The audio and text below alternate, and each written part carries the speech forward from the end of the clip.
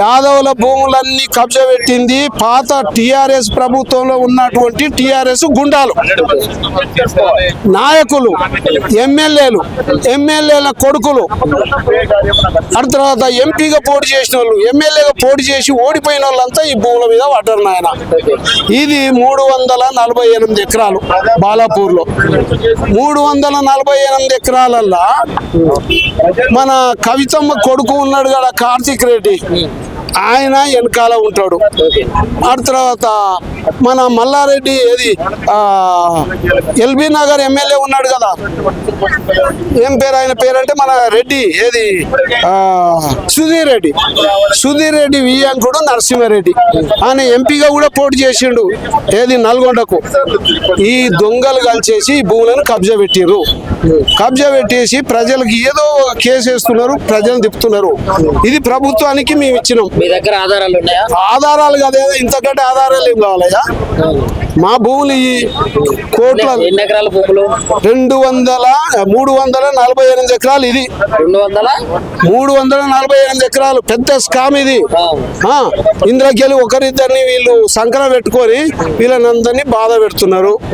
వీళ్ళ భరతం పట్టవలసినటువంటి అవసరం ఉన్నది. ప్రభుత్వానికి మేము విన్నవించినాము, కొత్త ప్రభుత్వం కూడా ఏం చేయడం లేదు. ఇగో ఇది చిన్నారెడ్డి రాసి ఇస్తే ఇది కలెక్టర్ కూడా పంపించినాం. కలెక్టర్ దగ్గర ఫైల్ ఉన్నది. కలెక్టర్ కూడా ఏం చేస్తలేడు, ఎవరు ఏం చేస్తలేరు. మరి ఎన్ని రోజులు తిరగాలని మేము మళ్ళీ ఇప్పుడు వచ్చి రెఫర్ చేయడానికి వచ్చినాము. మీరు అక్కడనే పోయి చూసుకోండి, మేము మాత్రం పంపించినాము. మీరు గల్లబట్టండి. ఒక ఆఫీసర్ నన్ను గల్లబడతామా మనం? ఒక కలెక్టర్ని నిలదీయగలుగుతాం? అసలు కలెక్టర్ మేము చూస్తున్నాం.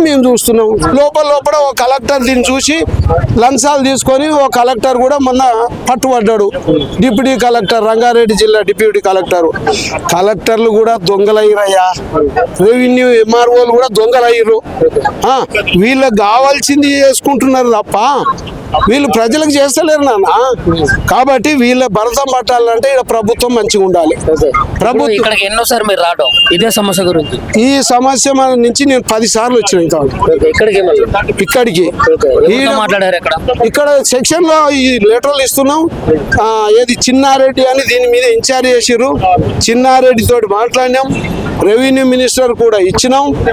ఎక్కడ ఏ పనులు కావడం లేదు. ఏడ ఉన్న గొంగడ ఆడనే ఉన్నది. ఇదే కాదు, ఈ నయీము బాధితుల సంఘానికి కూడా నేను అధ్యక్షుని.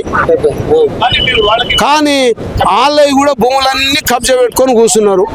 ఏమి పనులు జరగలేదు, ఎవరి భూములు వాళ్ళకి రాలేదు.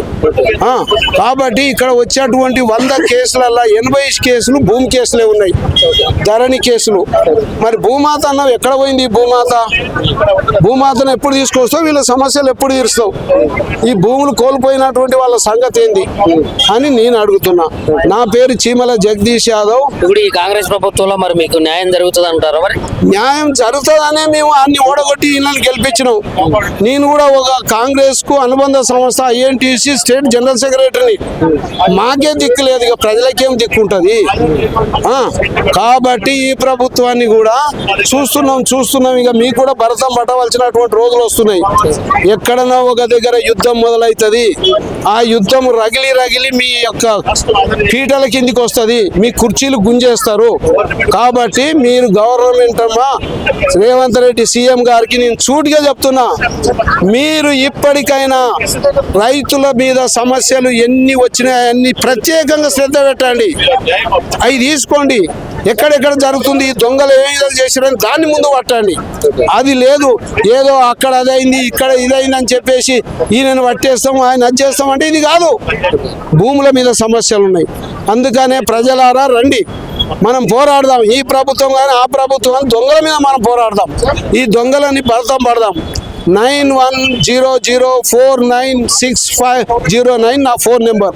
ప్రజలకు నేను విన్నవిస్తున్నా, ఎక్కడ సమస్య ఉన్నా, భూ సమస్యలో ఉన్నా మనం అందరం ఏకమైదాం. ఈ ప్రభుత్వాన్ని కూడా నిలదీద్దాము.